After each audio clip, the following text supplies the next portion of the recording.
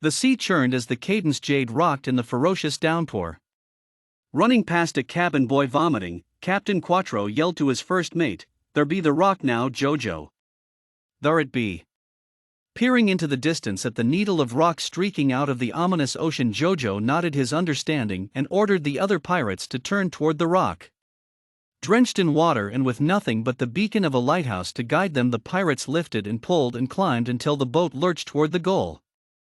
"This better be worth it, or there'll be a mutiny," Jojo snarled to Captain Quattro. "Aye, it'll be worth it." Captain Quattro gazed into the distance, lightning illuminating the raindrops streaming down his face.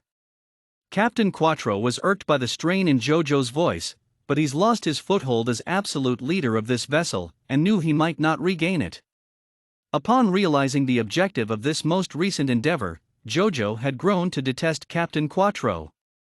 The feeling was palpable, and Captain Quattro had been treading lightly for the first time in his entire 45 years. Into the torrent the pirate ship tore, outpacing the rain clouds above. Finally, as they approached the crag that was their destination, the rain began to let up. The deafening roar of rain pelting wood was replaced by the gentle lull of a calm sea and a creaking ship. The men took their rest, opting to stay in the sun to dry off. Overturned boots revealed stray fish that were thrown into the galley. Someone shoved an octopus overboard, returning it to his home. Noticing the lagging deck crew, Quattro and Jojo anchored the ship themselves. Quattro looked longingly and fearfully at the rock. "I'll be back," Quattro told Jojo, walking slowly toward the plank. Jojo did not answer. Quattro jumped onto the craggy jut of rock alone. He could feel Jojo watching him, but he ignored the gaze. Focus was imperative at this point. He knew he would find what he was looking for. The treasure had haunted him since childhood, when his father, also a pirate, had given him a hermit crab found during an excursion. He remembered the last time he visited this rock. "This crab is very special, Quattro. He will be your most important possession. Take good care of him, for his shell is the most beautiful, priceless shell a pirate can find." His father had said with his typical flourish, then handed him a hermit crab living in a shell so beautiful it looked as though an artist had painted it. "This shell," his father continued as Quattro traced the lines of the immaculate shell, "has magical properties, son. As long as it is on your crab, it will bring you the most wonderful luck. But he must be your secret, because many pirates know of this important shell and will try to take it." And Quattro had taken care of it. For 2 years he tended to his crab, making sure it had the exact temperature and humidity it needed to thrive.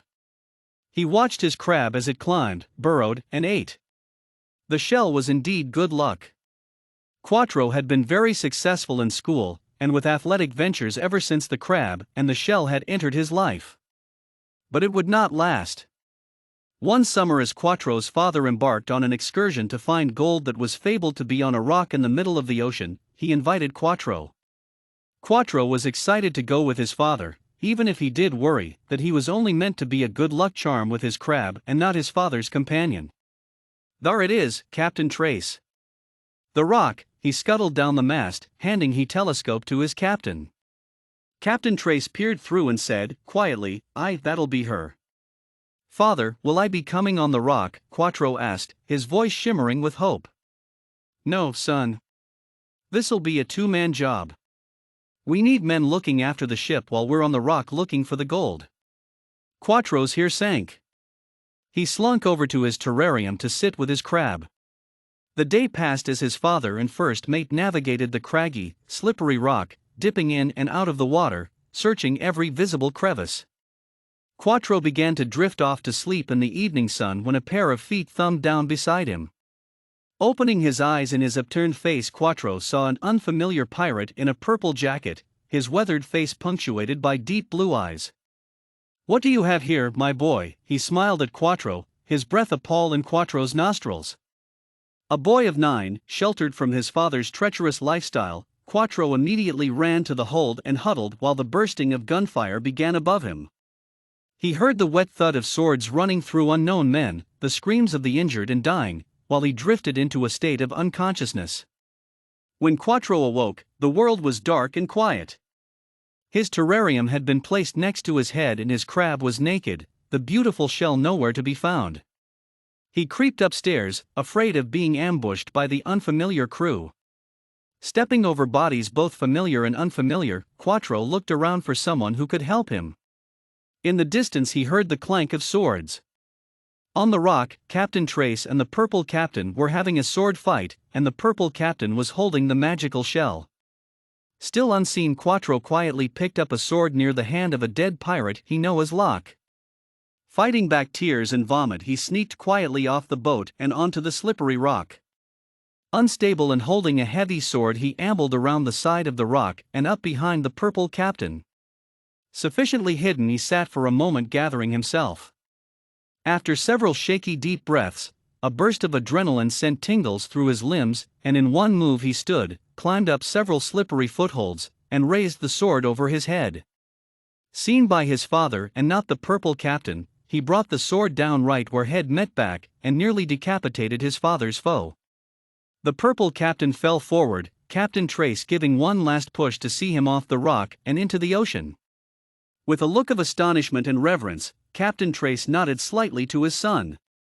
Quattro retrieved the shell from the rock and made to put it in his pocket. "No, son. No. Let's leave that shell here. It hasn't brought us the luck we thought." "But father, it has. You would have been killed if the shell hadn't brought me the ability to slay that other captain," Quattro protested, taken aback at his father's change of heart. "That shell lured those other pirates to us in the first place. It's nothing but an albatross. I will lay it in here with the gold, and we will hide it back." "We will not even take the gold." Quattro could not hide his shock. "What had this been for if not for the gold? I've lost all my men today, son. 13 men. Most had been with me for years. My greed has been rebuked, my fortune has changed. We will take what gold we need, and we will return it to the rock and hope our fortune improves with such a gesture." Quattro watched as his father took several large pieces of gold, and then placed his beautiful shell in the box.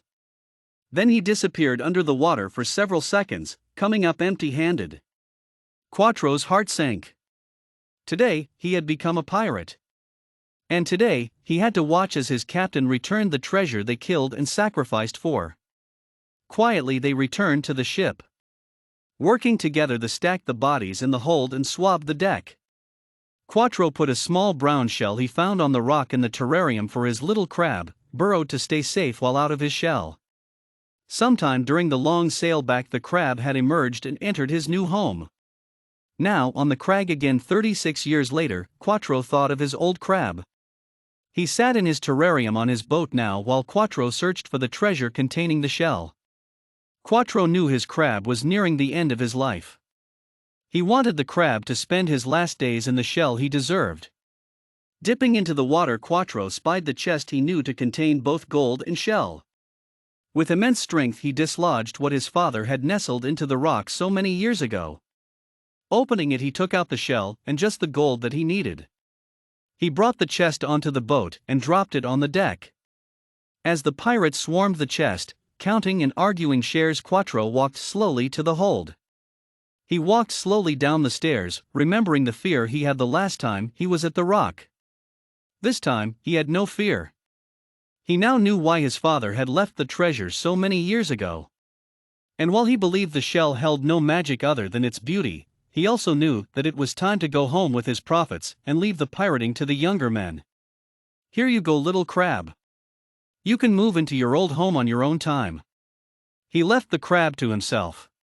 Sometime during the sail home, Jojo became the new captain of the Cadence Jade, and the crab became the most beautiful crab in the world again.